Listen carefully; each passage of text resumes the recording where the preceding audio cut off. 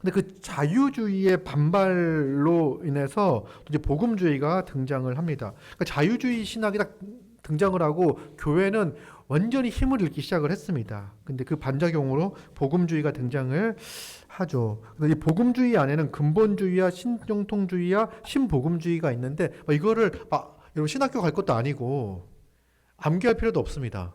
그냥 이런 게 있다, 이런 흐름이 있다. 그리고 제가 종교개혁 이후의 기독교 역사를 강의할 때 바로 이런 거 좀 더 자세히 다룰 테니까요. 이런 게 있다라는 생각을 하고요. 각각의 특징만 제가 말씀을 드리겠습니다. 자유주의 신학은 뭐냐면 성경을 합리적 세계관으로 비평하는 태도를 가지는 겁니다. 그러니까 성경을 인간의 책으로 생각을 하고 전통 교리를 부정하고 이렇게 다양한 관점에서 성경을 비평적으로 읽기를 하는 게 자유주의 신학이었고요. 근본주의 신학은요, 이런 자유주의 신학에 대항하고자 이렇게 복음적 운동을 이제 근본주의라고 이야기할 수 있습니다. 근데 이 근본주의가 좀 문제가 있어요. 근본주의가 어떤 문제가 있냐면 근본적인 교리를 수호하는데 이 근본주의의 특징은 문자주의고, 여러분 근본주의 그러면 여러분 어떻게 긍정적인 인상이 있습니까? 부정적인 인상이 있습니까? 근본주의 그러면요? 약간 부정적인 인상이 있잖아요. 그러니까 이슬람 근본주의, 기독교 근본주의 이렇게 이야기하면 뭔가 극단에 좀 치우쳐 있는 이미지와 느낌들을 받아요. 이게 이제 근본주의가 왜 그러냐면 근본주의는요 문자주의를 택합니다. 그래서 상징과 비유도 최대한 문자 그대로 해석을 하려고 해요. 그래서 무엇이 나오냐면 이 세대주의가 나옵니다. 이런 것까지 얘기하면 힘들지. 근데 세대주의는 되게 중요한데 그런 게 있어. 세대주의가 종말론에서 세대주의를 이단이라고 할 수는 없어요. 근데 세대주의의 적인 토양에서 수많은 이단들이 나왔습니다.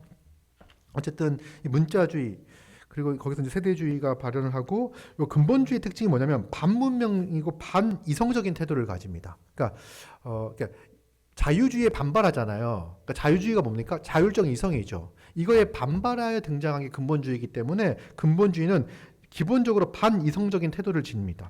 그리고 반문명적이에요. 그래서 문화의 많은 요소를 타락한 걸로 보고요. 현대 사회와 이게 단절을 시도를 합니다. 이게 이제 근본주의야. 그래서 TV도 보면 안 되고 음악도 하면 안 되고 대중음악 이런 것들은 다 사탄에게 영향을 받은 거고 꺼야 돼. 이게 이제 근본주의고, 우리 기독교가 처음 들어왔을 때 이 근본주의의 영향을 되게 많이 받아서 왔습니다. 그러니까 세대주의, 휴거라든지 이런 것들이 다 세대주의 종말론에 근거한 거거든요. 그러니까 이런 사상들이 이제 들어왔고요. 이제 복음주의는 뭐냐면, 복음주의 이렇게 하면 근본적인 교리와 성경의 권위를 지키려고 하는 게 복음주의예요. 근데 그 복음주의 안에 근본주의도 있고, 근본주의는 조금 더 극단적이라고 말하기는 좀 그렇지만 이렇게 반이성적이고 반문명적인 태도를 지니고 있다, 이렇게 이해를 할 수 있을 거고요. 그 다음에 신정통주의가 있습니다. 신정통주의, 바르크. 연호 형제 어디 갔죠? 그 연호 형제가 나온 신학교가 이제 그 신정통주의의 입장을 많이 반영을 하고 있는 그런 학교입니다. 바르크. 근데 바르크는 뭐와 싸웠냐면은 자유주의 신학과 싸웠고, 자유주의 신학을 무너뜨리는데 결정적인 기여를 합니다. 그러니까 자유주의는요 인간의 이성을 강조하다 보니까 하나님의 초월성에 대해서 좀 이제 부정하게 되잖아요. 그런데 자세한 얘기는 할 수 없지만 신정통주의를 통해서 이 하나님의 초월성의 개념을 다시 회복했다라고 보시면 돼요. 그런데 이제 요게 신정통주의가 가지고 있는 약점은 하나가 뭐가 있냐면, 자유주의와 치열하게 싸웠지만 자유주의가 가지고 있는 성경 비평주의를 그대로 받아들였습니다. 그러면 또 성경 비평주의는 뭐냐? 성경 본문이 편집이나 전승의 결과로 변형되었을 가능성이 있다, 이렇게 인정을 하는 거예요. 그래서 성경의 무호성과 권위를 약화시킵니다. 성경 비평주의는. 그래서 요걸 좀 그냥 받아들인 측면이 있어가지고 신정통주의가 교회와 신앙의 혼란을 초래한 부분들이 있습니다. 그래서 이제 그 이후에 이 근본주의와 신정통주의 이후에 무엇이 등장하냐면 신복음주의가 등장합니다. 그래서 여러분들이 이제 신복음주의는 잘 몰라도요. 신복음주의가 만든 단체와 신복음주의의 그 영향들은 많이 알 수가 있어요. 보면은 일단 이제 위에 보면은요. 뒷장 22페이지 보면요. 근본주의가 어떤 태도였냐면 반지성 반문명적인 모습을 보였는데요. 이를 극복하고 대중문화와 학문에서 기독교 주도권을 회복하려고 했어요. 무슨 말이죠? 근본주의 같은 경우에는 이 문화와 학문을 대척했는데 우리가 적극적으로 이 대중문화와 학문 가운데 들어가서 이 기독교가 주도해보자. 그래서 세상 학문에서도 기독교적 가치를 좀 실현하자라고 했던 게 신복음주의의 모습이었습니다. 그리고 이제 강범위하게 부흥운동이 일어나고 또 새로운 복음주의 문화를 추구했고 여러 교파들이 함께 참여했습니다. 그러면서 주요 전개를 보면은요, 뭐 이거 자세하게 알 필요는 없는데,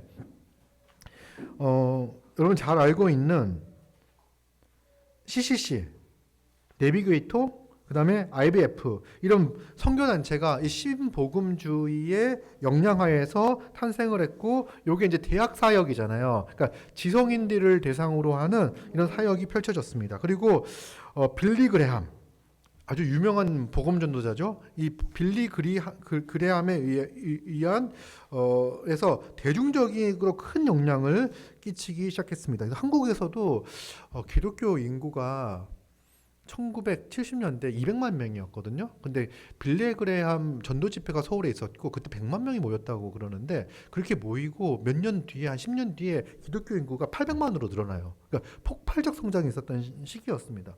이게 이제 대중주의 운동을 좀 가지고 있어서 그런데 어쨌든 그렇습니다. 그러면서 좀 이제 주요 인물이 존 스토트, 뭐 제임스 패커, 프랜시스 셰퍼, 뭐 이런 분들이 그 이제 신복음주의의 아주 중요한 인물들이다. 이 정도 이름은 알고 있죠? 몰라도 됩니다. 제 이름만 기억하시면 됩니다. 자, 그리고 이제 현대성에 순응한 신복음주의. 이제 이 복음주의가 교회 부흥을 위해 전개된 운동인데, 문제면 부흥 운동을 하다 보니까 대중성 확보를 위해서 현대성에 순응해온 측면들이 있습니다. 그러니까 복음 전도의 열정이 되게 강했어요. 그래서 그 사역리를 들고 캠퍼스마다 가서 복음을 전하고 하는 그런 이제 복음 전도의 열정과 열망이 되게 강했고요. 이제 그러다 보니까 이제 대중성 확보가 되게 중요해요. 대중을 만나다 보니까. 그러면서 현대성에 순응한 측면들이 있는데, 뭐 이제 모든 신복음주의가 다 그렇다는 얘기는 아니에요. 근데 대체로 많은 영향을 받는데, 그 어떤 방법론을 가지고 오게 되냐면 실용주의적 태도와 뭐 마케팅, 심리 상담 기법들을 그대로 활용하면서 이제 사람들을 만나고 사람들의 필요와 욕구를 잘 이렇게 어루만져 주면서 복음을 잘 전하려고 애를 썼는데, 그 결과 오히려 교회 안으로 세속주의가 들어오는 길이 열리게 되었죠. 그리고 이제 이 신복음주의의 큰 약점이 뭐라고 할 수 있냐면, 이게 이제 제일 중요한 약점이에요. 그러니까 현대성에 순응한 신복음주의, 이거는 이제 평가가 다를 수 있지만, 이제 기본적으로 대중성 확보를 위해서 교리를 최소한의 형태로 축소했고, 점차 주요 교리들이 약화되었으며 신학은 중심 위치를 상실했다. 이게 이제 데이비드 웰스가 이제 정리하고 한 말인데, 많은 분들이 여기 동의를 하고 있습니다. 뭐냐면 복음을 최소한의 형태로 축소를 합니다. 그래서 예수 믿으면 구원받아, 뭐 예수가 왕이야, 예수가 주님이셔라고 하는 한 문장이 이게 복음의 전부인 것처럼, 사실은 사형리 정도만 돼도 되게 많이 축소한 거거든요. 근데 사형리 정도만 돼도 되게 많은 걸 얘기하고 있는 것처럼 생각이 들 정도로 복음이 많이 축소가 되었습니다. 그리고 점차 교리들이 약화되어지고 있죠. 그리고 이제 교회 안에서는요, 진지한 성경적인 설교가 줄어들고 성경 진리에 대해서 좀 무지한 경우들이 흔해졌습니다. 그러니까 교회를 오래 다녀도요, 성경에 대해서는 잘 모르는 경우들이 많고, 그 증거가 뭐냐면 교회를 다녔던 수많은 사람들이 비진리를 전하고 있는, 거짓 진리를 전하고 있는 이단에 쉽게 노출되어지고 그 이단의 가르침에 쉽게 빠지는 것이 뭐냐면 교회 안에서 교리가 축소되어지면서 성경의 진리를 충분히 풍성히 전하지 못한 결과 이런 일들이 벌어지게 된 거죠. 지금 이단들은 장난이 아닌데 교회는 이 진리를 점점 축소시키고 있는 그런 모습입니다. 그래서 이제 신학 대신에 마케팅 기법이나 심리학을 가져와서 그래서 이제 교회는 신학, 성경 이런 것들을 좀 이렇게 멀리하는 사람들이 남아 있고 뭔가 성경에 조금 관심이 있으면 이상한 데 가 있는 그런 이상한 현실이 벌어지고 있습니다. 이제 이런 여러 가지 기법들, 뭐 마케팅이라든지 심리학을 가져와서 교세를 확정하는 마케팅 교회가 나타나기 시작했습니다. 그러니까 신복음주의의 그 결과로서 마케팅주의가 나타나게 돼요. 그걸 의도하진 않았을 텐데 어떻게 이제 계몽주의를 극복하면 신복음주의가 나오고 신복음주의가 나오면서 대중적 접근성을 강조하다가 보면서 복음의 핵심적인 성경의 무엇성이라든지 십자가 진리 이것들을 최소한으로 축소를 해야지 교류를 하기가 편하니까 쉬우니까 그렇게 하다가 이제는 신학보다는 대중들이 좋아할 만한 수단을 취하는 방법들 그러다 보니까 교리가 점점 소외되는 문제가 발생되었습니다. 그래서 부담 주지 않는 교회, 필요에 따라 선택할 수 있는 다양한 프로그램, 심리 상담 치료, 간증과 송공담을 적극적으로 사용하는 거. 그래서 어떨 때는 교회 설교가 이렇게 이제 강해라고 하죠. 본문을 이렇게 풀어서 설명하기보다는 사람들의 간증과 경험담, 송공담이 으로 대체되어지는 경우들도 보게 됩니다. 그런데 이제 오늘날 이 마케팅주의, 그러니까 성공주의, 성장주의 이게 이제 거부감을 느끼기 시작했습니다. 교회 대형화 이런 것들에 대해서 거부감을 느끼게 되자 포스트 모던 시대의 영성에 어울리는 다양한 과거의 전통과 관습을 도입하는 이머징 교회가 등장을 합니다. 그래서 이제 마케팅 교회의 반발로 이머징 교회가 나오는 거예요. 그러니까 신복음주의의 역량하에서 마케팅 교회가 탄생을 하고요. 마케팅 교회가 탄생하면서 이머징 교회가 나오는데 마케팅 교회가 뭐가 문제냐라고 이야기했을 때 뭐가 문제냐? 그 복음의 진리를 축소시키는 거. 그래서 그거예요. 이것만 기억하면 돼. 복음의 진리를 우리가 이제 막 전도를 하기 위해서 여러 가지 생각들을 할 수 있잖아요. 그렇죠? 만약에 우리가 이제 사람을 초대하면은 막 청소하고 막 그러잖아. 그러면 이거를 갖다가 사람들에게 잘 보이기 위해서 뭐 편하게 하기 위해서 하는 거다. 이거 마케팅이다. 이렇게 비판할 수 있는 영역은 아니에요. 그러니까 우리가 최대한 복음을 전하기 위해서 사람들에게 접촉할 수 있는 다양한 방법들을 생각할 수 있어. 근데 그걸 위해서 복음을 약화시키거나 축소시키거나 그래서는 안 된다는 거예요. 그러니까 그렇게까지 가는 걸 마케팅주의다라고 할 수 있습니다.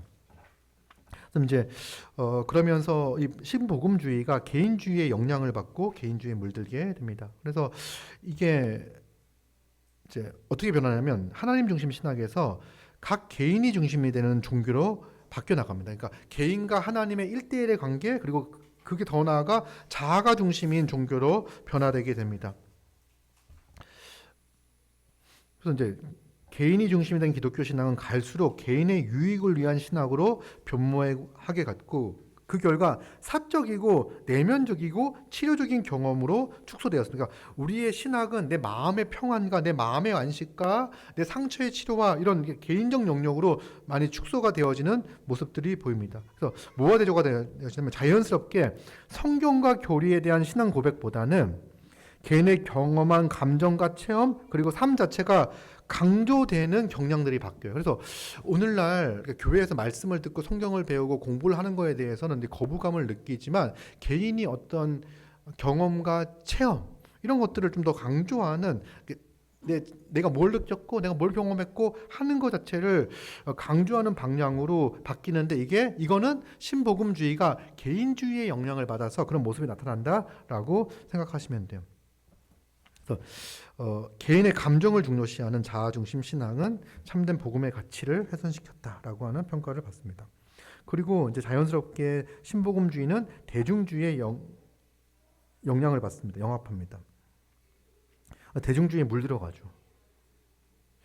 그래서 이제 신학과 교리를 형성할 권위를 대중에 속한 것으로 인식하고 대중의 요구에 따른 고객 중심 시장 논리를 받아들였습니다. 이게 너무 심한 거, 이거 정말 이렇게 정말 이런가라고 생각이 들지만 아예 이런 학문 자체가 있습니다. 뭐 교회 성장학이라고 해가지고 그거를 조사하고 연구하고 실제하고 사례화하고 해가지고 어떻게 교회가 도시에서 어떻게 교회가 성장할 것이냐 뭐 이런 것들을 잘 이렇게 하고요. 저도 얼마 전에 세미나를 갔더니 교회 성장과 관련된 세미나를 해주시더라고요. 이미지 목회를 해야 된다 이렇게 말씀을 하시면서 교회가 사람들에게 어떻게 좋은 이미지를 보여야 할까 막 이런 얘기들을 많이 하시더라고요. 그래서 우리 교회는 안 되겠구나 생각이 들었습니다. 돈이 많이 필요해가지고 막 이렇게 해서 그 교회는 그 어디죠? 버스 정류장에 보면 그 광고판 있잖아요. 거기다가도 교회 그 모습들을 광고하고 뭐하고 하니까 이미지 먹혀서 그 돈이 어디 있을까 뭐 생각이 들면서 아니 개척교회를 모아놓고 왜 그런 얘기를 하시는지 이거 모르겠지만 하여튼간 그런 것들이 실제로 교회 안에서는 이제 많이 들어왔는데 이게 신복음주의가 대중주의의 영향을 받고 또 마케팅 이런 것들 영향을 받으면서 이런 모습이 나타났다. 그래서 이제 마케팅 교회로서의 변화가 일어납니다. 뭐 도널드 맥가브란 아마 학교 다닐 때 이런 얘기 좀 들어보지 않았어요? 성교학 이런 거 할 때 너무 오래전 이야기여서 지금 우리 연호 형제 세 사람이 되어져가지고 이제 학부 때 했던 거 다 잊어버리고 이제 열심히 하시기 바랍니다. 네, 교회 성장 이론 뭐 이런 것들이 본격적인 시작이 되어지면서 교회 성장학, 교회 성장 연구소가 이제 생기기 시작을 합니다. 이게 이제 신복음주의 영향권 아래 있었던 데 안에서 일어나는 거고요. 그리고 이제 조지 바나나라고 하는 아주 유명한 분이 있어요. 교회 컨설팅 그룹을 하고 리서치와 마케팅 기법을 중심으로 이제 뭐라고 얘기하냐면 사람들이 원하는 교회로 변화되어야 교회가 성장한다라고 주장을 했습니다. 1984년도에 옛날 일이죠. 이때 이제 주장을 했어요. 그러면서 조지 바나나는 뭐라고 얘기하냐면 예수님이 마케팅 전문가다.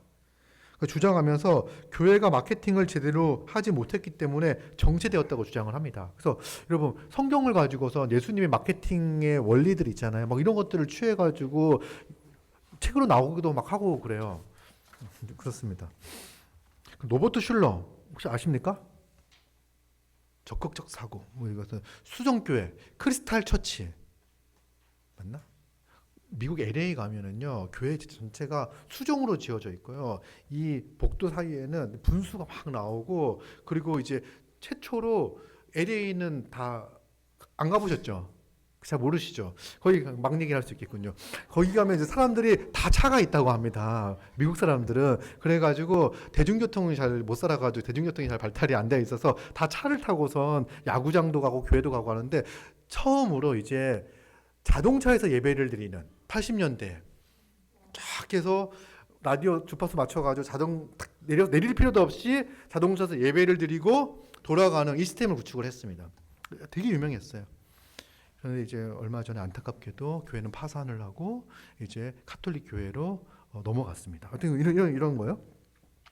이게 이제 그랬고 그래서 마케팅 기법을 활용한 대형 교회의 성공 사례가 한국 교회도 진짜 많이 이제 소개가 되어졌는데 대표적으로 두 교회가 윌로우 크릭 교회랑 새들백 교회가 이제 그랬어요. 그러니까 초기에 이런 게 많이 소개가 되어졌고 모르겠어요. 그 이후에는 좀 뭔가 변화를 주려고 노력을 하는 것 같아요. 했던 것 같아요. 어쨌든 이제 한국교회 소개할 때도 그 당시 이렇게 성장주의가 막 팽배하고 있었는데 거기에 날개를 달 수 있는 것 같이 제시되어졌던 게 일로우 크릭 교회랑 새들배 교회였습니다. 저도 어린 시절에 이제 이 책들을 보면서 꿈을 키웠던 그런 시절이 있습니다.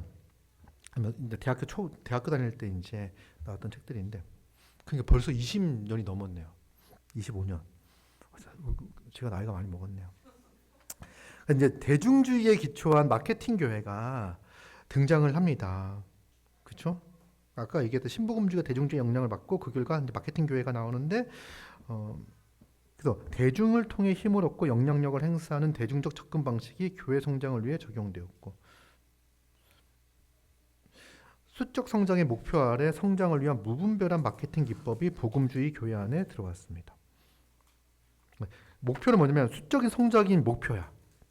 그러니까 성공이 진리야, 성장이 진리야. 뭐 이런 생각들이 이제 팽배하면서 무분별하게 이제 마케팅 기법이 교회 안에 들어오니까 이게 무분별하게 들어왔다는 건 뭐냐면 막 이렇게 가지고 들어오면서 뭐가 축소가 되어지냐면 예배라 교리와 성경과 이런 것들이 이제 축소가 되어지는 거예요. 사람들이 복음을 싫어해? 그럼 복음을 전하지 마. 복음을 짧게 전해.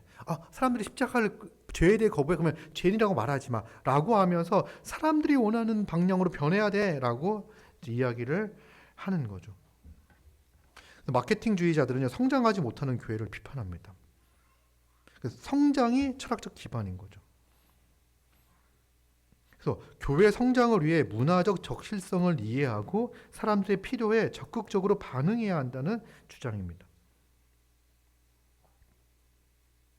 교회 성장이라는 목적을 이루기 위해 오락적 요소를 프로그램에 수용하고 그래서 이제 교회 성장에 방해가 되는 것들이 있다면 모든 것이 제거하는 거죠. 그래서 전통적인 예배라든지 교리 교육은 약화시켰습니다. 그래서 마케팅주의자들은 재미, 오락 그리고 자아에 몰입된 현대인들이 원하는 것을 주는 것을 선택했다. 그래서 이제 어떤 교회는요, 우리 교회는 이걸 정말 선전하고 광고합니다. 우리 교회는 좋은 음악을 제공합니다. 우리 교회는 예배가 짧습니다. 우리 교회는 설교가 짧고 찬양이 깁니다. 뭐 이런 것들을 적극적으로 이제 선전할 정도가 되었습니다. 그러면서 이제 그 소비주의에 물든 마케팅 교회라고 이 부분에서는요, 이제 현대화가 자본주의를 성장시켰잖아요. 근데 자본주의는 소비자의 수요를 충족시키는 거, 그러니까 필요를, 니즈를 채우는 것에 초점을 두면서 발전했죠. 그래서 이제 마케팅주의자들은 소비주의에 입각한 시장 개념을 복음주의 교회에 도입했습니다. 지난 시간에도 얘기했듯이 그냥 교회를 종교 시장으로 보는 거죠. 종교 시장으로 보고 성도를 소비자, 고객으로 인식합니다. 그리고 복음을 판매해야 될 상품이에요. 그래서 이 복음을 어떻게 하면 더 매력적으로 보일까? 어떤 텔레비전을 봤을 때 텔레비전이라는 것은 정말 고객이 원하게 만들면 되는 거잖아요. 보기 편하고 화질이 더 좋고 뭐 이렇게 만들면 되는 거잖아요. 근데 이제 복음도 그렇게 만들려고 하는 거예요. 그러니까 사람들이 거북해하고 불편해하고 한 것들을 잘라내기 시작을 합니다. 그래서 사람들 그 니즈를 채울 수 있는 방법, 그러니까 이제 이렇게 변화가 되어지기 시작했죠. 그래서 고객 중심 교회가 교회로 들어오자 예배의 본질이 변화시켰습니다. 그래서 예배가 대중에게 만족감을 주는 수단으로 전락을 했고요. 그래서 그 중심이 하나님에게서 구도자로 변했습니다. 그러니까 그 세들백 교회가 가지고 있는 윌로우 클리닉 교회가 구도자 예배를 드리거든요. 그러니까 중심 자체가 구도자. 그러니까 교회를 다니지 신앙은 없지만 처음 교회에 방문한 사람들에게 초점을 맞춰줘서 그들이 만족할 수 있게끔 예배를 제공하려고 하는 그런 시도들이 있어 왔습니다. 그래서 고객이 무엇을 원하는가를 고려해서 예배 형식이 결정되었습니다. 그래서 아마 이제 뭐 예배부에서 공동회의가 될 때는 여러분들에게 설문지를 줄 거예요. 그래서 여러분들이 좋아하는 음악 스타일을 체크하십시오. 뭐 복수, 좋아하는 노래는 아파트, 뭐 이렇게 체크를 하면 이제 노래가 다음 주부터는 이제 뭐 이렇게 하나님 이렇게 하면서 이제 이렇게 바뀌는 거라 이렇게 이제 적용을 하는 거죠. 교육이 바뀌는 거예요. 그리고 듣고 싶은 설교 메시지가 뭡니까? 저는 이번 올해는 뭐 위로에 대해서 듣고 싶습니다. 뭐 이렇게 이제 막 하면은 그거에 따라 가지고 이렇게 이제 바꾸는 거죠. 뭐 참석하고 싶은 예배의 종류를 선택한다. 이게 뭐냐면 어떤 교회는요, 1부, 2부, 3부, 4부 예배가 이렇게 드리는데요. 1부는 전통 예배, 2부는 열린 예배, 3부는 닫힌 예배, 4부는 고전적 뭐 예전적 예배 이렇게 해가지고 1부부터 4부까지 예배 형식을 다 다르게 하는 사람이 있어요. 그래서 자기가 맞는 예배를 택해라 이렇게 얘기를 하는 교회가 있습니다. 서초동에 있습니다. 그렇게 해요. 그래서 저도 그걸 신학교 다닐 때 배웠어요. 그래서 이제 그 교회 성공 사례로 이제 오셔가지고 막 강의해 주시고, 저렇게 하면 막 이렇게 했습니다. 그런 게 진짜 실제로 어떻게 하면 사람들이 참석하고 싶은 예배를 선택할 수 있게끔 하는 거죠. 그래서 최대한 이게 이제 고객들을 즐겁게 하려고 했습니다. 이게 이제 고객이 즐거운 뭐죠? 조스 떡볶이가 아마 이럴 텐데 이제 그들의 구호가 그럴 겁니다. 이제 고객을 즐겁게 하자 이렇게 이제 하려고 애를 쓰는 방향으로 바뀌죠. 그리고 이제 개인주의와 심리학을 수용을 했습니다. 이제 도시화로 인해서 도시화와 소비주의 영향으로 현대인은 개인주의적 삶의 형태를 가지게 되었죠. 그래서 마케팅주의자들은 이런 현대인들에게 개인주의적 신앙생활을 제공을 합니다. 이제 보면은 아까도 이제 신복음주의도 그 개인주의 영향을 받아서 신앙이 개인화되는 그런 특성을 가졌듯이 이 마케팅계는 그걸 더 적극적으로 하는 방식이었고, 그래서 어떤 모습이 나타나냐면 개인이 중심이 된 기독교 신앙은 갈수록 사적이고 내면적이고 치료적인 경험으로 축소가 되었고, 죄 문제를 복음을 통해 가지고 근본적으로 다루기보다는 심리학적으로 다루고 죄에 대한 실전적인 대안으로 심리 상담과 자존심 고취를 제공하는 방향으로 변화되게 되었습니다. 이게 이제 그 영향을 받은, 그래서 아마 다음 시간에는 이 부분을 좀 더 적극적으로 얘기해서 심리학의 교회가 어떻게 영향을 받아 왔는가를 말씀을 드리도록 하겠습니다. 마케팅주의자들은 십자가 복음을 보기 좋게 포장하여 사람들이 부담 없이 선택할 수 있도록 합니다. 그런데 이제 그분들도 하는 이야기가, 우리는 복음의 내용을 바꾸지 않는다. 복음의 내용은 그대로 하고 형식만, 수단만 바꿀 뿐이다라고 말하지만 실제로는 수단이 그 내용을 변화시키는 모습들을 보게 됩니다. 그 복음의 형식을 사람들이 좋도록 변형하는 것은 곧 내용을 포기하는 결과를 초래합니다. 복음을 상품으로 보는 마케팅 교회는 복음의 가치를 현실에 유용한 어떤 것으로 전락시킨다. 그래서 복음을 들으면 복음이 여러분 사람을 어떻게 낳게 할 것입니다. 그러니까 현실적 어떤 문제를 해결할 것입니다라고 하죠. 하지만 복음은 오늘날 나의 현실에 유용한 하나의 상품이 아니라 현세에 임한 구원의 은혜를 누리고 내세에 완성된 하나님 나라를 바라보게 하는 초월적인 능력인 거죠. 그래서 이게 이제 복음이고, 우리 교회가 사실은 이제 이렇게 마케팅적인 요소를 많이 할 수가 없었어요. 그죠? 왜냐하면 너무 개척 교회가 너무 작고 그랬으니까. 그래서 보면은 전통적으로 이렇게 복음과 말씀을 좀 중요시하는 방향으로 왔죠. 그래서 지금 우리 교회가 평균 연령이 27세 맞죠? 27세. 지난주 금요일날 우리 조성현 집사님께서 다 일일이 여러분들 나이를 계산을 해가지고 더하기 한 다음에 나눠봤더니 이제 27세가 나왔습니다. 27세. 우리 교회의 평균 연령이 27세예요. 그러니까 아이부터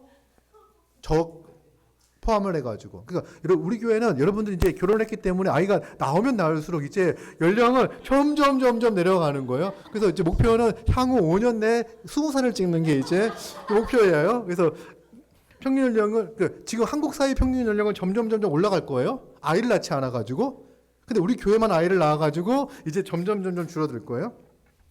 근데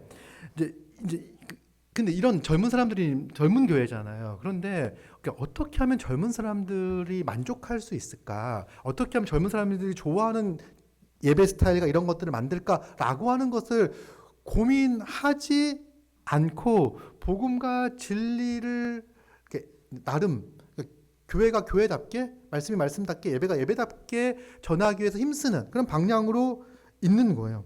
그래서 어떻게 보면 시류를 좀 거스리고 있다라고도 볼 수가 있습니다. 근데 저는 마케팅을 해도 안 될 것 같은 생각을 많이 했었습니다. 왜냐하면 워낙 크고 좋고 모든 것들을 잘 갖추고 있는 교회들이 주변에 너무 많기 때문에 그랬습니다. 그래서 하나님이 보내주시면 보내주시는 대로 열심히 이렇게 목회를 하다가 안 보내주시면 문을 닫자라는 생각을 가지고 했었습니다. 그래서 이 한계는 뭐냐면 복음이 변질되는 거죠. 그렇죠. 복음 변질되는 건 말씀을 드렸고, 그 다음에 거룩하신 하나님을 잃어버린 것들. 그래서 이제 이건 뭐냐면 거룩하신 하나님을 잃어버렸다고 하는 게 뭐냐면 하나님의 거룩하심에서 떠난 은혜, 그러니까 뭐냐면 죄의 문제를 해결하지도 못하며 하나님의 거룩하심이 실종된 예배는 단지 사람을 위한 쇼나 공연으로 전락하게 된다. 그러니까 하나님이 보이지 않는 예배. 내가 이제 예배를 하면서 그러니까 우리가 지금 기본적으로 가지고 있는 관점이 예배를 서비스잖아요. 서비스. 영어로 하면 서비스 뭐는 겁니까? 섬기는 거잖아요. 섬기는 거. 그럼 예배가 서비스라고 이야기했을 때 누가 누구를 섬기는 거죠? 우리가 하나님을 섬기는 거다라는 생각을 많이 가져요. 근데 루터교에서는 이 예배를 뭐라고 설명하냐면 하나님의 섬김이라고 이야기합니다. 그러니까 하나님의 섬김이라고 이야기를 할 때 이 하나님의 섬김은 뭐냐면 이제 소유격을 목적적으로 해석을 하면은 하나님을 섬기는 게 되는 거잖아요. 그런데 하나님의 섬김을 주격으로 이야기하면 하나님이 섬기는 거예요. 그래서 하나님이 섬기는 시간이 예배의 시간이라고 하는 게 더 주요한 관점이에요. 그래서 예배는요, 하나님께서 우리에게 말씀을 베푸시고 그리고 하나님이 우리에게 성찬을 베푸시고 하는 하나님이 베푸시는 시간이 바로 예배의 시간인 거예요. 그러니까 하나님이 우리를 위하여 베푸는 시간이 예배의 시간이고 그 하나님이 베푸신 은혜에 대한 반응이 찬양과 감사와 기쁨으로 나타나는 거죠. 그러니까 우리가 예배를 드릴 때도 그런 기대 있잖아요. 내가 어떻게 하면 하나님을 잘 예배할까라는 개념보다도 오늘 하나님께서 내게 이 예배를 통해서 나에게 어떻게 베푸시고 나를 어떻게 섬기실까. 그러니까 사실 우리가 하나님을 섬길 수 있는 존재가 아니잖아요. 그죠? 하나님이 우리를 섬겨주셨기 때문에 우리가 예배 자리에 나온 거잖아요. 예수 그리스도가 자신을 비워 종의 형체를 입고 이 땅에 오셨기에 우리가 구원받아 하나님의 백성이 돼 하나님께 나온 거잖아요. 그러니까 기본적으로 모든 것이 하나님의 일하심에 달려 있는 거죠. 그래서 예배도 그런 관점이 돼요. 근데 이제 하나님의 거룩하심이 없으니까 인간만 남고 그리고 예배에 참석한 인간들을 하나님이 주신 은혜로 만족시키는 게 아니라 인간의 지혜와 방법과 수단을 통해서 사람을 좋게 하려고 하는 방향으로 가게 된다. 근데 저는 진짜 이 마케팅 이런 것들을 되게 좋아했던 것 같아요. 내가 막 좋아한 건 아닌데 잘 할 수 있었다는 생각이 들었어요. 저는 예전부터 뭔가 사역하고 막 그랬을 때 어떻게 하면 사람을 모을 수 있을까라는 생각들이 많이 들었습니다. 중학교 고등학생들 같은 경우는 정말 쉬웠어요. 방법은 너무 쉬워요. 뭔가 하면 돼요. 하여튼간 이제 그런 게 아닌 거예요. 교리가 약화되면 거룩하신 하나님에 대한 지식과 믿음이 약화된다. 그리고 예수 그리스도의 십자가 복음도 약화되는 거죠.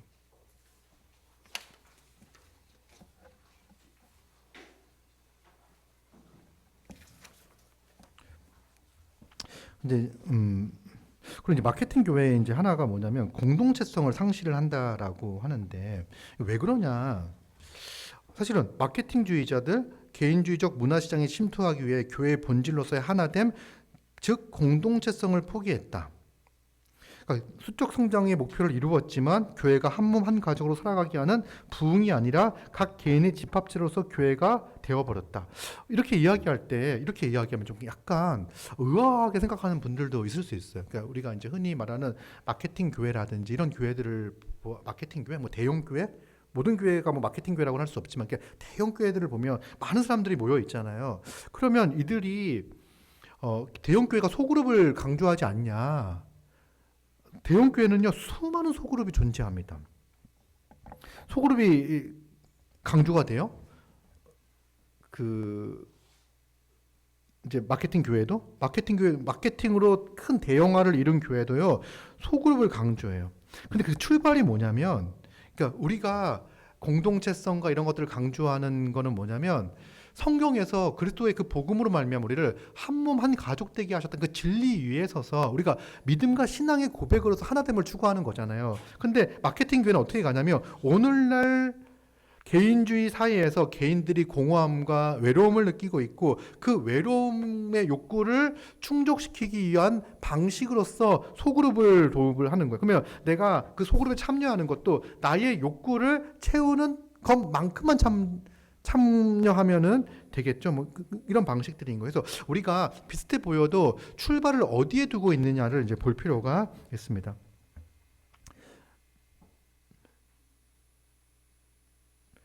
그래서 이제 근데 이제 그럼에도 불구하고 교회가 대형화가 되면서 소외감을 느끼는 사람들이 있어요. 그것도 좀 재밌는 얘기는 외롭다 그러면 사실은 대형 교회 다니면서 외로울 이유가 없어요. 대형 교회 소그룹이 되게 많거든요. 그럼 가면 돼. 안 가면서 외로워. 그래서 이제 근데 많은 사람들이 그러니까 주일날 예배를 드리고 하면서도 이 소속감에서 오는 외로움과 이런 것들이 있어서 요구에 대한 대안으로서 뭐가 등장을 하냐면 이머징 교회가 등장을 합니다. 이머징 교회. 자, 마케팅 교회가 끝났고 이제 이머징 교회를 하도록 하겠습니다. 기지개 한번 펴고 시작하겠습니다. 자, 기지개 한번 펴고 이렇게 하는 게 이머징이 떠오르다. 그런 의미가 있습니다. 자, 떠오르다. 그래서 둥근 애가 떴습니다. 이머징 교회를 정의하기가 되게 어려워요. 이머징 교회는 정말 다양해. 자, 근데 좀 정리를 하면 마케팅 교회. 아까 제가 이제 마케팅 교회를 설명하게 되면 교회가 하는 모든 활동이 다 마케팅 아닙니까? 라는 생각을 하시는 분들이 있어. 청소도 못하게 그래가지고 그게 아니라 마케팅 교회의 문제가 뭐죠? 어디서 출발하는 거예요? 어떻게 하면 사람을 만족시키게 하기 위해서 복음과 그 내용들을 축소해 나가는 방식으로 하는 거, 이것이 이제 마케팅 교회가 가지고 있는 문제예요. 그래서 뭐 소비주의라든지 사람을 만족시키기 위해서 어떤 방법들을 그냥 다 가지고 오는 것들에 대해서 경계를 해야 하는 거죠. 그래서 그거로 말미암아 복음의 내용이라든지, 그래서 사람들이 설교 듣는 걸 싫어하니까 설교를 줄이자라고 하는 것들은, 그러니까 설교를 좀 잘합시다라고 하는 건 괜찮아요. 좀 더 복음을 잘 선명하고 분명하게 전합시다라고 이야기하는 건죠. 근데 복음을 너무 선명하게 전하니까 사람들이 거부합니다라고 해서 복음을 줄이자라고 하면 이게 마케팅적 요소인 거예요. 근데 이제 이머징 교회가 출연을 합니다. 이거는 어떻게 나오냐면 대체로 마케팅 교회에 대한 반발에서부터 시작이 되어집니다. 교회가 성장주의 대형화를 막 추구하고 있는 분위기에서 이것들에 대해서 반발을 하기 시작해요. 마케팅 교회에 대해서. 그래서 마케팅 교회를 뭐라고 이야기하냐면 깊이도 없고 영성도 없는 소비주의적 현대성에 굴복했다고 비난합니다. 이머징 교회가. 그러면서 어떻게 하냐면 이머전트들은 포스트 모던 문화에 적극적으로 대응하고 새로운 시대에 필요한 교회를 위해 새로운 변화를 모색합니다. 지금 시대가 바뀌었잖아요. 이 바뀐 시대에 적응할 수 있는, 포스트 모던의 시대에 적응할 수 있는 교회를 추구하는 거예요. 그러면서 어디로 가냐면 성경의 진리로 가기보다는 고대와 중세 교회의 신비주의 사상에 기반을 두고 시작을 했습니다. 제가 학교 다닐 때, 신대원 다닐 때 이런 걸 다 배웠거든요. 나 이런 건지도 모르고 배웠어. 한쪽에서는 어떻게 마케팅 교회를 막 배우고 한쪽에서는 이머징 교회를 막 배웠었어. 그래서 뭐 떼제 공동체라든지 이런 것들 보면 젊은이들이 되게 많이 이제 하거든. 프랑스에 있는 떼제 공동체인데 거기 가면은 이제 젊은 사람들이 이렇게 초 하나 켜놓고 막 이런 것들이 있어요. 어쨌든 그렇습니다. 이제 이머징 교회가 등장을 하고요. 신비주의와 영역, 중세, 고대 신비주의 영역이 되어져 있고요. 리처드 포스터라고 아시나요? 기도 지으신 분이시고 네노발의 성경, 한국에 번역되어져 있는 성경이 있습니다. 근데 이분은요 로마 카톨릭의 신비주의자들을 개신교에 소개를 했죠. 그래서 이 명상적인 용법을 많이 이제 제시를 합니다. 그래서 기도할 때도 이렇게 뭐 무슨 내리는 기도 받는 뭐 이렇게 막 손 모양도 막 가르쳐주고 막 그럽니다. 뭐 이렇게 합니다. 이제 하여튼 이런 것들이 있고 그 다음에 뭐 로버트 웨버 뭐 이런 분들에 의해 가지고 이분이 이제 이머전트 철학에 이머징 교회 철학의 기초가 되는 많은 저서들을 내놓고 있고 뭐 이런 것까지 알 필요는 없는데 그리고 이제 맥클라렌 여러분들 약간 조금 관심 있으면 이름 들을 수도 있는데 이런 분들이 또 오랭든 대형교회 목사님들과 협력하면서 이 운동에 크게 힘을 얻기 시작했습니다. 근데 이머징 교회의 특징은 뭐냐면 포스트 모던 시대에 부합하려고 하는 게 이머징 교회예요. 그러니까 우리가 포스트 모던의 특징을 몇 가지 알고 있잖아요. 그 포스트 모던의 특징을 교회가 적극적으로 수용을 하려고 하는 거예요. 그래서 전통교회를 비판을 합니다. 왜 전통교회를 어떤 부분을 비판하면 논리와 이성을 기초로 한 계몽주의적 방식이다라고 해가지고 비판을 하고요. 그래서 그것으로는 우리가 그러니까 성경을 배우다든지 논리를 사용해서 성경을 배우는 것을 통해서 신앙이 형성될 수 없다. 그리고 이거는 포스트 모던과 어울리지 않는다. 오늘날 시대와 어울리지 않는다. 포스트 모던 문화에 적응해야 된다. 이런 이제 주장을 하는 거죠. 그래서 이머징 교회들은 신복음주의는 신앙이 개인주의적이며 세속화되었다고 비판합니다. 제가 비판하는 거 비슷하죠? 신복음주의에 대한 약간 영향, 이머전들도 그렇게 비판을 해요. 그리고 마케팅 교회는 대중에 기대어 신비적 영상을 상실한 채, 아까 얘기했던 거룩하신 하나님을 잃고 하나님의 초월성을 잃어버리고 현대성에 굴복했다라고 비판합니다. 그러면서 이머징 교회 운동가인 맥클라렌은 뭐라고 이야기하냐면 지금 시대는 포스트 모던 시대는 과거에 존재하던 모든 것과 전혀 다른 세상이라고 말하며 이 새로운 시대에 새로운 교회가 필요하다고 주장을 합니다. 새로운 교회가 온다. 이머징 선교 교회를 주장을 하는 거죠. 그래서 이제 뭐라고 얘기하냐면 오늘날 교회가 생존하기 위해서는 과거의 교회 패러다임이 아닌 새로운 선교적 패러다임을 가져야 한다. 이러한 시도가 이머징 교회론이며 선교적 교회론이다. 선교적 교회를 주장하는 이들은 하나님 나라를 위해서 상황을 변화시키고자 상황에 맞게 자신의 모습을 갖추기에 문화 상황은 핵심적인 주제가 됩니다. 그러니까 문화 상황, 문화에 대한 고민을 되게 많이 합니다. 그래서 이머징 교회는 다양성을 중요한 가치로 여깁니다. 그러니까 이게 포스트 모던의 특징이 뭡니까? 다양성이잖아요. 다양성, 다양한 사람의 의견을 중요하게 생각합니다. 그래서 이 다양성의 가치를 수용하고 신학적으로도 여러 형태와 넓은 경계를 지니고 있습니다. 그래서 뭐라고 딱 정리하기 어려워요. 이머징 교회가 아주 다양하게 나타나고 있기 때문에요.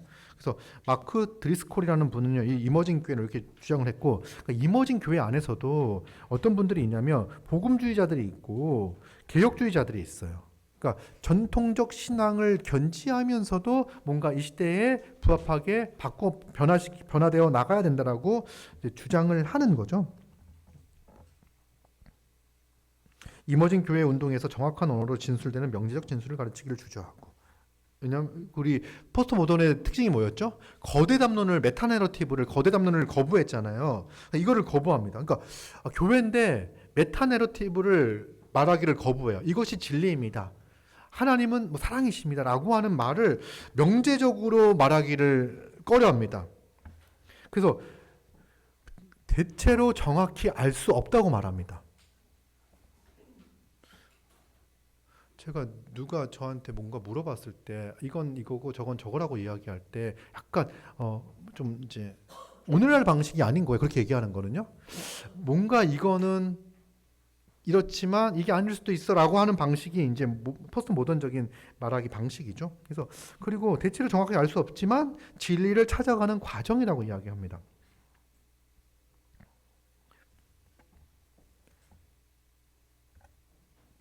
그러니까 지금까지는 근본주의는 기독교 신앙을 교리를 너무 단순화시켰고 신복음주의는 핵심 교리를 유지하는 데 실패하였고 마케팅 교회는 교리에 무관심했는데 이머징 교회는 통일된 교리를 인정하지 않습니다. 그러니까 모두가 인정하는 메타 내러티브를 인정하지 않아요. 그러면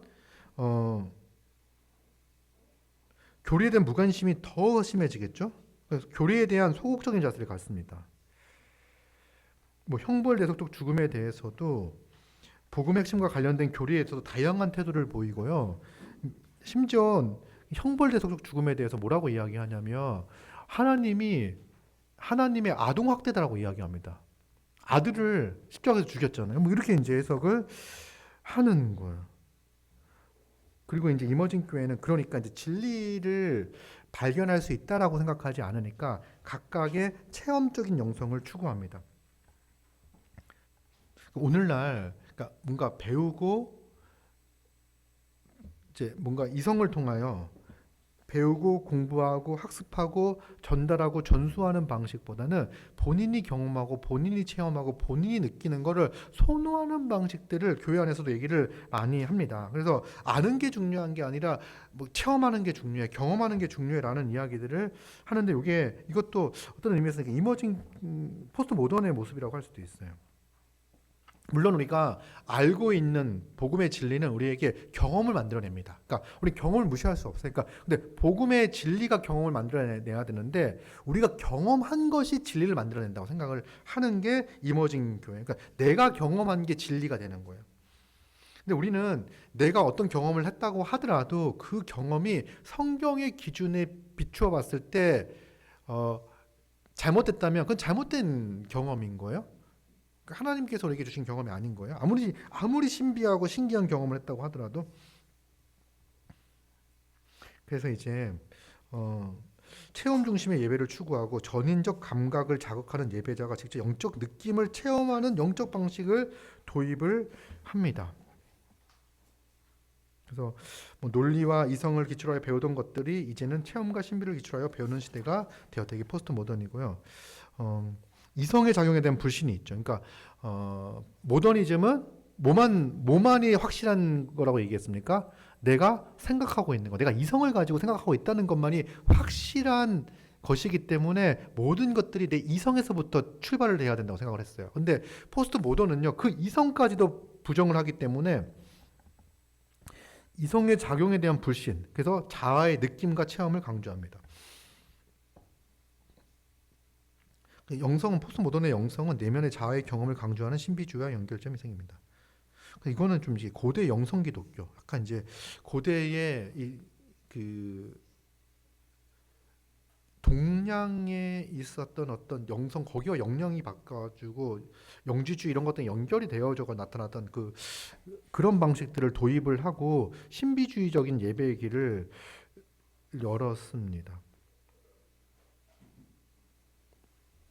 그래서 이제 모든 감각을 사용해서 예수님을 만나는 것을 선호하고요. 명상적인 예배, 정통적인 전례 예배, 그러니까 예식이 중심이 된 예배, 그리고 호소력이 있다고 생각하면서 전례 예배, 예식이 이제 중심이 된 예배의 요소는 향을 피우고 냄새, 후가, 촛불, 시가, 그리고 이제 십자가에 사인을 긋는 성호를 긋는다 이렇게 하고 그 다음에 빵과 포도주의 맛과 향기, 아이콘, 성상을 만지는 거, 뭐 기름 부음을 받는 거, 뭐 이런 것들을 통해 가지고 오감을 사용해 가지고 그리스도를 느낄 수 있도록 이제 하자 이런 게 이제 이머징 교회의 모습이죠. 우리 넥시오 디비나 관상기도 뭐 이런 것들이 지금 한국 교회 내에서도 많이 소개가 되어지고 하고 있습니다. 혹시 한동대학교 다닐 분들 중에서 사랑에 뭐 있었나? 사랑에 거기 가보신 분 있어요? 한동 사랑 뭐지?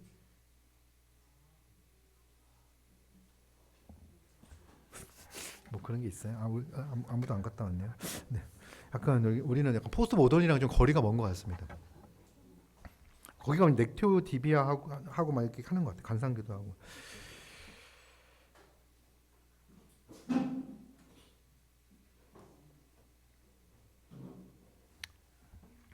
근데 이제 보면은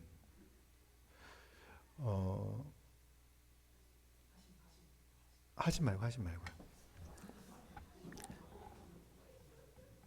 근데 거기 가서 사람들이 크게 정말 정말 이성의 화신들 같은 사람들 있잖아요.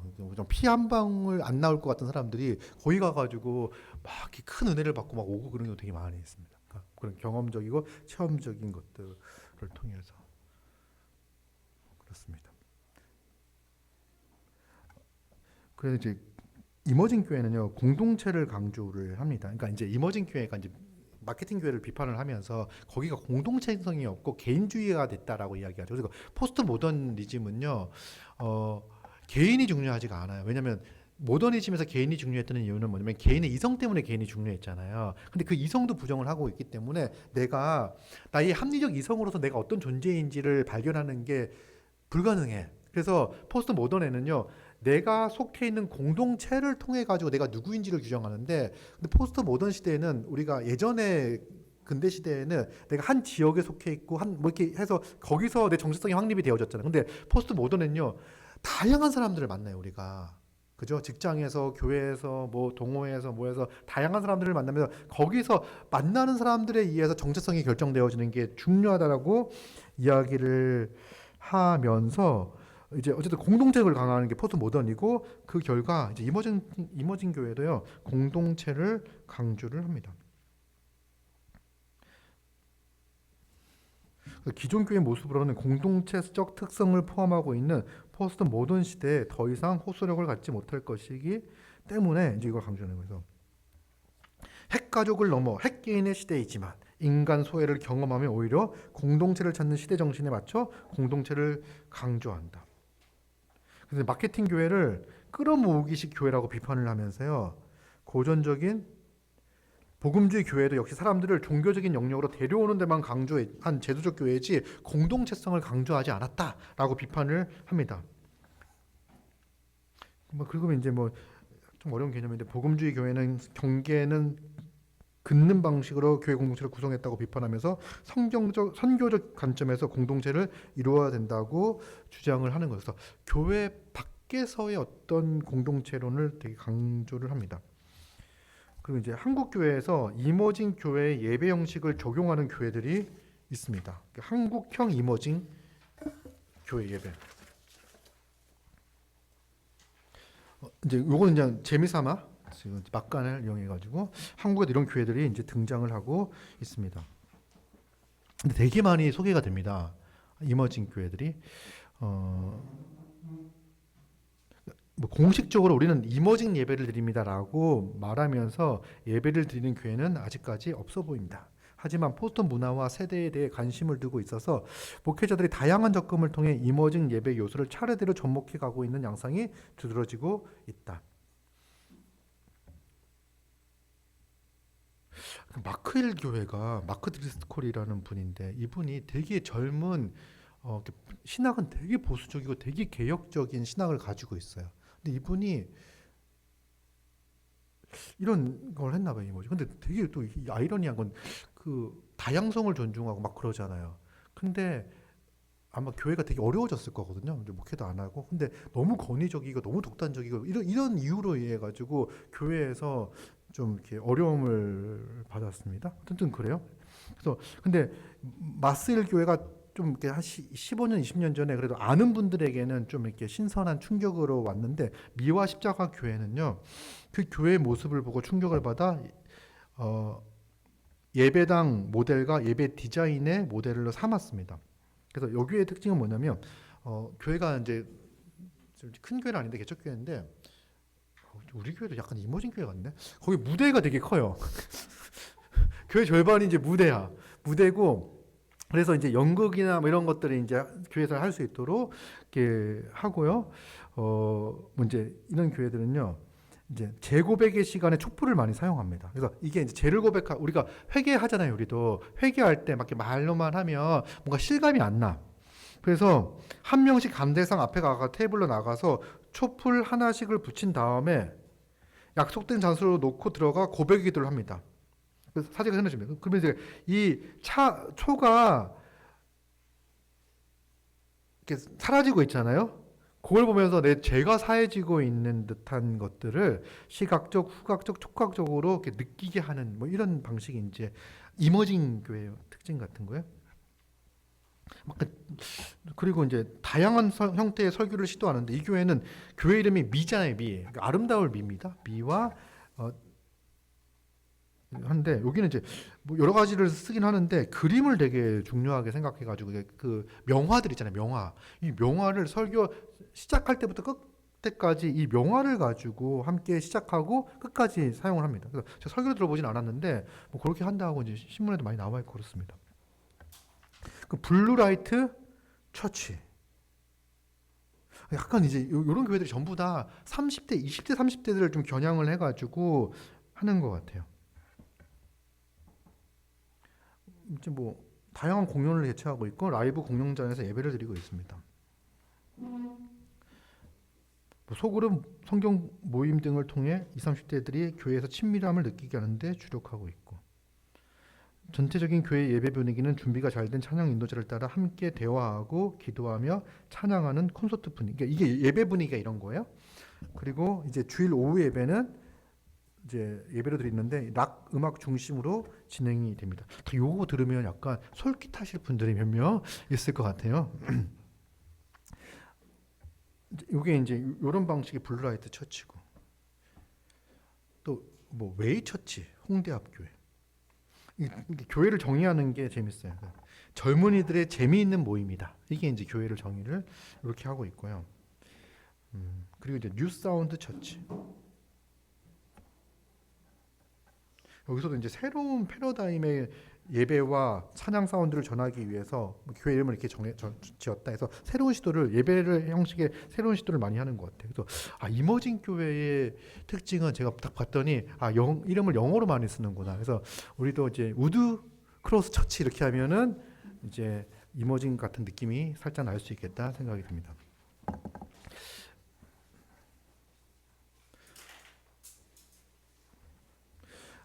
이제 한계를 몇 가지 살펴볼 텐데요. 결국은 이게 이머징 교회가 마케팅 교회를 비판하면서 등장을 했잖아요. 근데 결국은 뭐냐면 이제 그 방식은 통하지 않는다. 포스트 모던 시대에 맞는 마케팅적 방법인 거예요. 그러니까 오늘날 사람들이 추구하는 욕구는 이거니까 그 욕구에 맞추도록 이렇게 변형되어져야 된다. 그래서 이제는 그 모던 시대가 아닌 포스트 모던 시대에 통하는 제2의 마케팅 교회이다라고 이제 정의를 내릴 수 있을 것 같고요. 결국은 똑같이 마케팅 교회도 교리와 진리를 약화시켰고, 근데 이머징 교회는 이보다 더 약화시킵니다. 마케팅 교회는요, 그래도 있어. 왜 있을까요? 마케팅 교회는? 사람들이 성경 공부를 좋아하거나 원하는 사람들이 있을 거 아니야. 그러니까 그분들을 위해서 성경 강좌나 이런 것들도 마련이 되어 있습니다. 근데 포스트 모던 교회는요, 전혀 그렇지 않아. 왜 그러냐면 출발 자체가 달라. 세 번째 보면요, 성경의 권위를 약화시켰다고 이야기하는데, 그러니까 탈권입니다. 포스트 모던은 권위를 인정하지 않아요. 그래서 한 명의 교회 목회자가 있고 그 목회자가 말씀을 전하고 가르치는 것에 대해서 거부감을 느낍니다. 그래서 설교보다는 대화를 선호합니다. 내가 알고 느끼고 하는 것들을 대화하는 것. 아까도 이제 어느 교회입니까? 블루라이트 처치입니까? 막 찬양을 하면서 대화하면서 하는 거.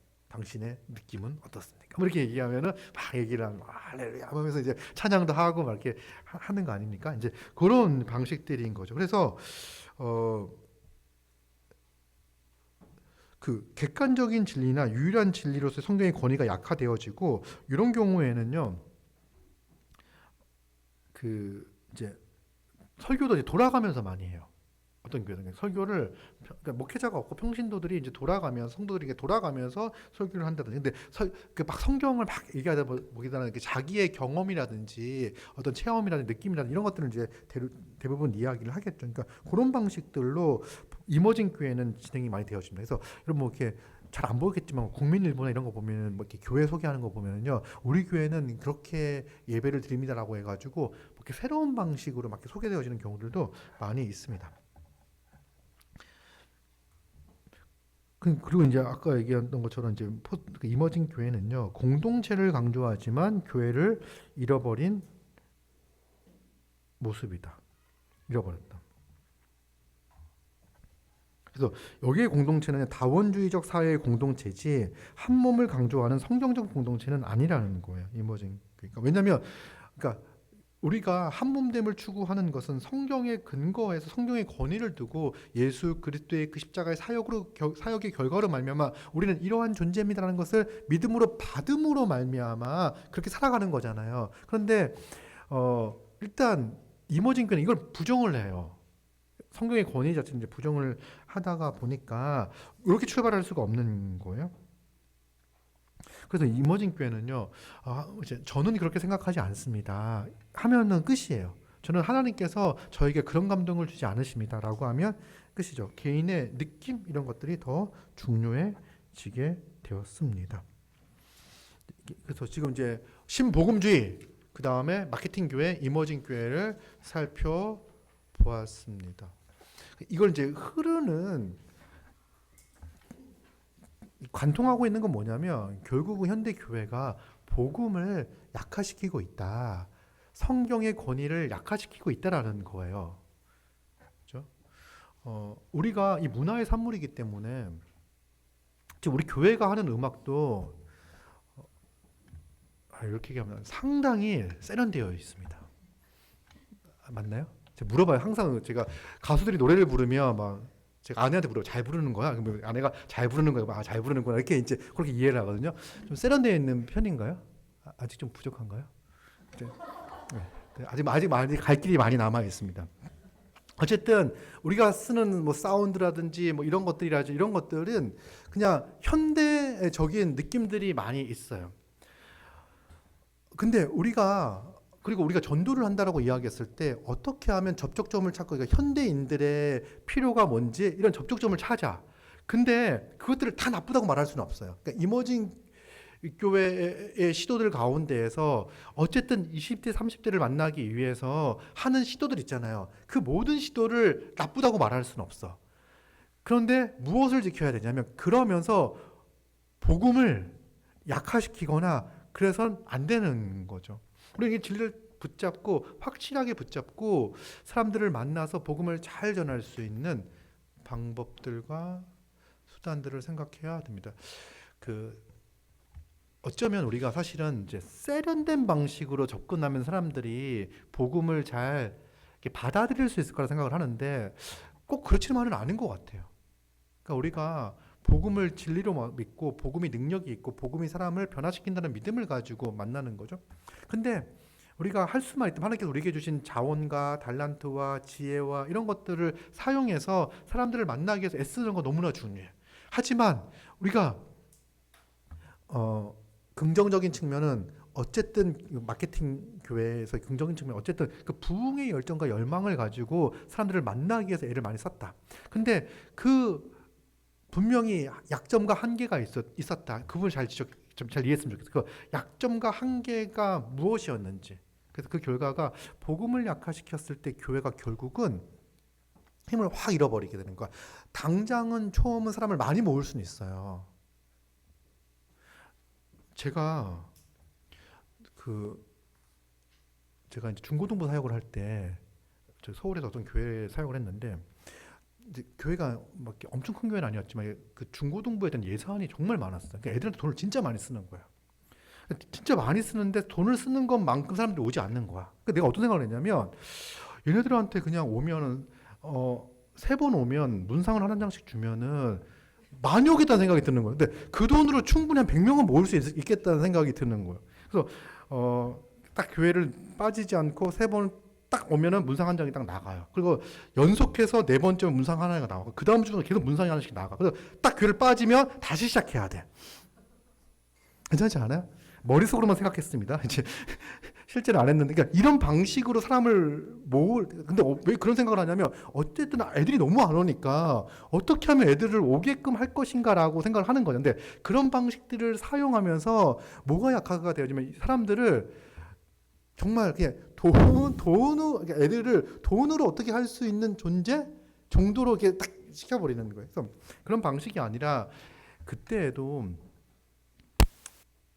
이렇게 여러 가지 방법들로, 그러니까 너무 유치하지 않은 방식들 있잖아요.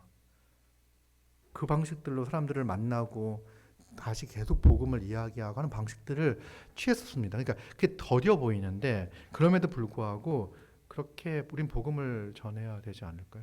고민을 진짜 많이 했어요. 그때도 중고등부 할 때 중학생들 오면은 제가 양동 중학교 CA를 했는데 기독교 CA 하면은 애들이 한 40명 다 앉아 있어요. 얼마나 이뻐요. 그렇죠? 얘네들이 정말 기독교의 진리가 궁금해서 와 있을까요?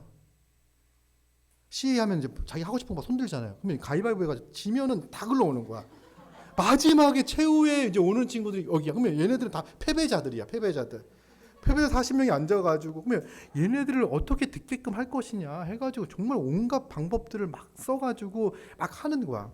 그래도 내가 메시지만큼은 확실하게 전해야 되겠다는 생각을 되게 많이 가졌어. 근데 정말 안 듣는 경우. 한 번은 내가 그런 아이들한테도 내가 이제 먹을 것도 먹이고 뭐도 하고 온갖 방법들을 막 쓰는데 40분이 지어지면 40분 동안 설교를 했습니다. 근데 이제 마지막 날이었으니까 너무 이제 시끄러워지는 거야. 막 소리 걸고 내가 막 소리를 지르면 더 커지고 막 커지고 막 하는 거야. 내가 진짜 열심히 전했거든. 근데 그때 이제 제 사촌 동생이 있었어요. 그 중학생으로. 제가 전도사님이었는데 사촌 동생이 그 교회를 거기 양동시에 있었습니다. 저한테 예배가 다 끝나고 와서 딱 얘기하더라고요. 형, 뭘 그렇게 열심히 해요? 듣지도 않는데? 그 얘기를 저한테 하고서 쓱 가더라고요. 그리고 걔가 가고 나가지고 한 놈이 왔어. 한 녀석이 왔어. 한 녀석이 딱 와가지고 자기가 지금까지 그런 어떤 고민들을 하고 있었는데 오늘 설교를 들으면서 말씀을 들으면서 이런 고민들에 대해서 해결이 되어졌다. 그러니까 그 신앙적인 부분에 있어서 복음에 대해서 그 의구심과 이런 것들이 있는데 이런 것들이 해결됐다라고 얘기를 하고 고맙다고 하고 가는 거예요. 그죠? 이런 거. 그러니까 내가 그 아이들이 좋아할 만한 이야기들을 해주는 방식, 그런 방식이 아니라 이제 우리가 그 진리를 약화시키지 않기 위해서 애쓸 게 되게 필요할 것 같아요. 어쨌든 우리는 현대 이 문화를 거절하고 거부할 수가 없어요. 근본주의적으로 돌아갈 수가 없어. 그런데 문화를 잘 사용하면, 문화를 이용하면 변화가 일어나는 게 아니라 이 시대 가운데서 복음을 견고하게 지키면 성령께서 일하실 것이다, 역사하실 거다, 그런 믿음을 가지고 좀 이렇게 교회를 잘 함께 세워나갔으면 좋겠습니다. 이상입니다. 박수. 수고 많으셨습니다.